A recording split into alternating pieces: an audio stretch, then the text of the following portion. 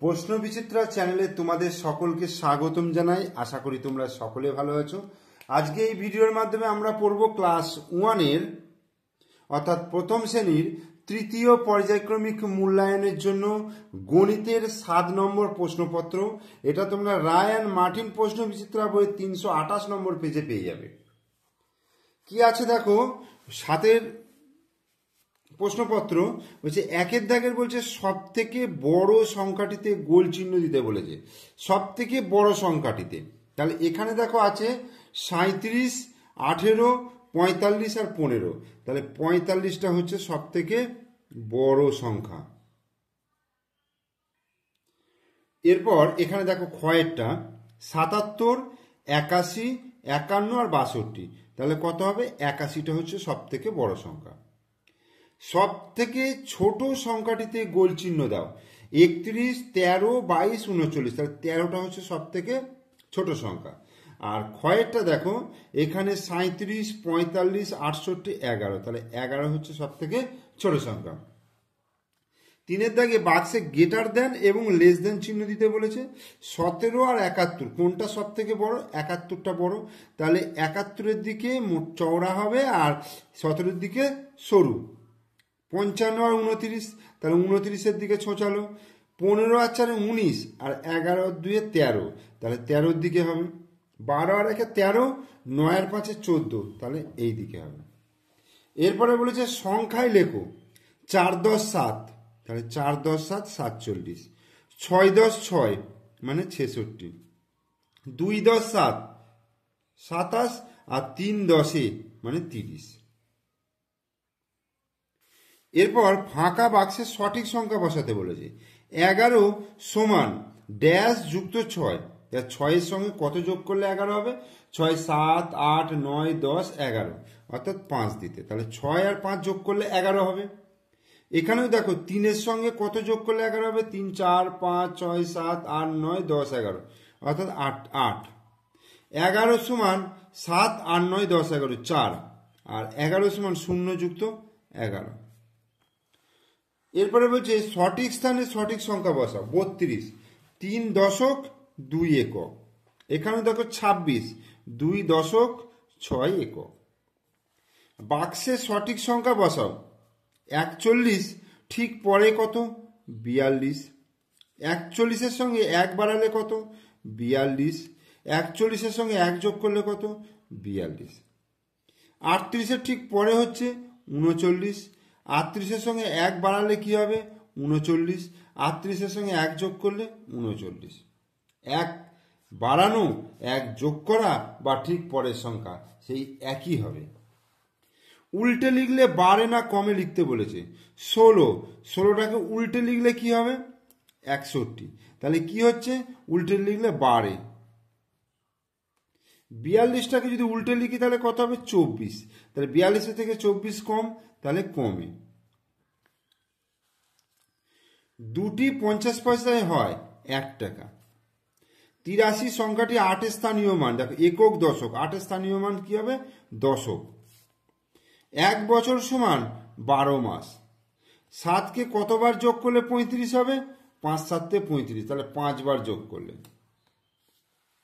শূন্যস্থান পূরণ করতে বলেছে। কোন সংখ্যা থেকে সেই সংখ্যা বিয়োগ করলে বিয়োগফল 0 হবে। কারণ 5 থেকে যদি 5ই বিয়োগ করি তাহলে কত হবে? 0।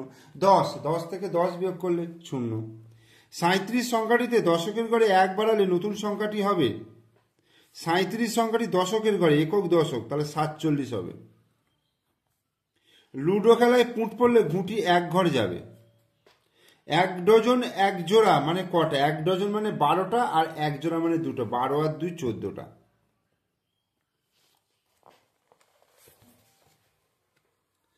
ফাঁকা ঘর পূরণ করতে বলেছে। 24 যুক্ত ড্যাশ সমান 48। 24 যুক্ত 24 48।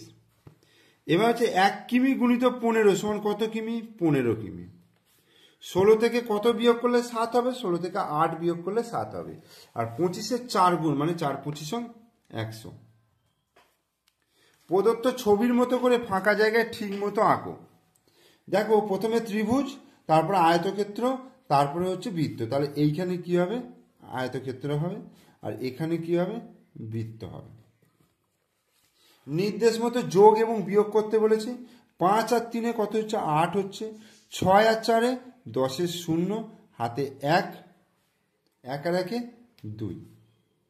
এখান থেকে দেখুন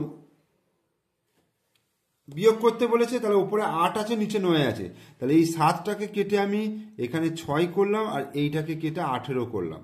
ঠিক আছে, তাহলে কত হচ্ছে? 18 থেকে 9 বিয়োগ করলে 9 হলো। এবার 6টাও 8-এর থেকে ছোট হয়ে যাচ্ছে, তাহলে 6 কেটে এখানে 16 করলাম, তাহলে 8টা কেটে এখানে 7 করলাম। ঠিক আছে, তাহলে 16 থেকে 8 বিয়োগ করলে 8 হলো, আর 7 থেকে 2 বিয়োগ করলে 5, তাহলে 589। এখানে দেখো 8 আর 4 আর 9 10 11 12 2, হাতে 1 হলো। 9 আর 1 10 আর 5 15 5, হাতে 1 হলো। 2 আর 1 3 হলো। এখানে 9 থেকে 8 বিয়োগ করলে 1, 6 থেকে 3 বিয়োগ করলে 3, 3 থেকে 1 বিয়োগ করলে 2, 231। 14 দাগে নির্দেশ মতো উত্তর দিতে বলেছে। 2 অঙ্কের বৃহত্তম সংখ্যার সঙ্গে 1 অঙ্কের বৃহত্তম সংখ্যা যোগ করো। 2 অঙ্কের বৃহত্তম সংখ্যা কত? 99। আর 1 অঙ্কের বৃহত্তম সংখ্যা কত? 9। তাহলে যোগ করলাম, 9 9 18 8, হাতে 1, 9 রেখে 10 108। কারণ 2 অঙ্কের বৃহত্তম সংখ্যা হচ্ছে 99, কারণ এর থেকে 1 বাড়ালে কি হয়ে যাবে? 100 হয়ে যাবে, তাহলে সেটা 3 অঙ্কের হয়ে যাবে। আর 1 অঙ্কের বৃহত্তম 9, এর সঙ্গে 1 যোগ করলে কি হয়ে যাবে? সেটা হচ্ছে 2 অঙ্কের হয়ে যাবে। একটি কলমের দাম 5 টাকা, তাহলে 1 ডজন কলমের দাম কত? একটি কলমের দাম 5 টাকা, 1 ডজন মানে হচ্ছে 12টা, তাহলে 5 গুণিত 12, তার মানে 5 12 60 টাকা। কারণ 1 ডজন কলম মানে হচ্ছে 1 ডজন মানে হচ্ছে 12টা। একটা কলমের দাম 5 টাকা, তাহলে 12টা কলমের দাম 5 গুণিত 12, মানে 5 12 60। এরপর একটা দেখো, একটি বাসে 9 জন করে বসে আছে, বাসে আরো 8 জন উঠলো। এখন বাসে কতজন হলো? একটি বাসে 9 জন বসে আছে, বাসে আরো 8 জন উঠলো। তাহলে 9 জন বসে আছে, তার সঙ্গে আরো 8 জন উঠলো, তাহলে কত হবে? এখানে 9 আর 8 যোগ করলাম, তাহলে 9 আর 8 17 হবে। তাহলে এই এখন বাসে 17 জন হলো। তোমাদের বাগানে 9টি কলা গাছ ছিল, 5টি গাছ ঝড়ে ভেঙে গেল। এখন কটি গাছ দাঁড়িয়ে রইল? তাহলে 9টা ছিল, সেখান থেকে 5টা ভেঙে গেল, তাহলে কটা হচ্ছে? 4টে। অর্থাৎ 9 থেকে আমি 5 বিয়োগ করলে তাহলে 4 হলো। তাহলে এখন 4টি গাছ দাঁড়িয়ে রইল। এরপরে তোমার 75 টাকা ছিল, তুমি 15 টাকা দিয়ে একটি খাতা ও 25 টাকা দিয়ে একটি বই কিনলে। তোমার কাছে কত টাকা আছে? তাহলে খরচ কত টাকা করলো আগে দেখি। খরচ হচ্ছে 15 টাকা আর 25 টাকা, যোগ করি। 5 আর 5 10 শূন্য, হাতে 1, 2 আর 3 4, 40। তাহলে তোমার কাছে কত টাকা আছে? তাহলে 75 থেকে 40 বিয়োগ করো, তাহলে 5, 7 থেকে 4 বিয়োগ করলে 3, 35 টাকা আছে। এরপরে তিয়াসা তার দিদির চেয়ে 6 বছরের ছোট।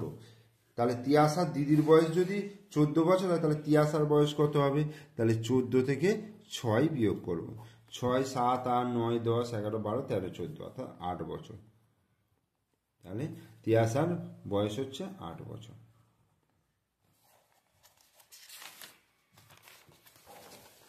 এরপরে গয়ারটা হচ্ছে, তোমার বন্ধুকে 360টি বিস্কুট আনতে বলায় সে 306টি বিস্কুট আনলো। তোমার বন্ধু কতগুলি বিস্কুট কম বা বেশি নিয়ে এলো?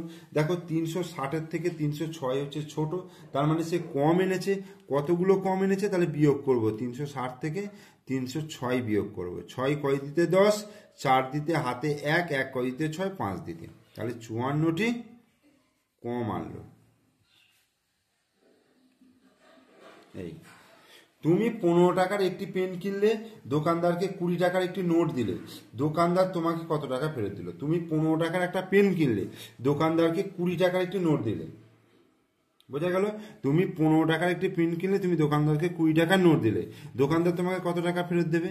20 থেকে 15 বিয়োগ 5 টাকা ফেরত দেবে। ঠিক আছে, তাহলে এই ভিডিওটা তোমরা মনোযোগ সহকারে দেখো, কারণ সামনেই অ্যানুয়াল পরীক্ষা চলে আসছে, যেটা 3য় পর্যায়ক্রমিক মূল্যায়ন চলে আসছে। তাই তোমরা এইগুলোকে ভালো করে প্র্যাকটিস করো। এগুলো প্র্যাকটিস করলে তোমাদের পরীক্ষার সময় কিন্তু করতে অনেক সুবিধা হবে, এবং এর মধ্যে থেকে অনেক কমন জিনিস তোমরা পেয়ে যাবে। ওকে।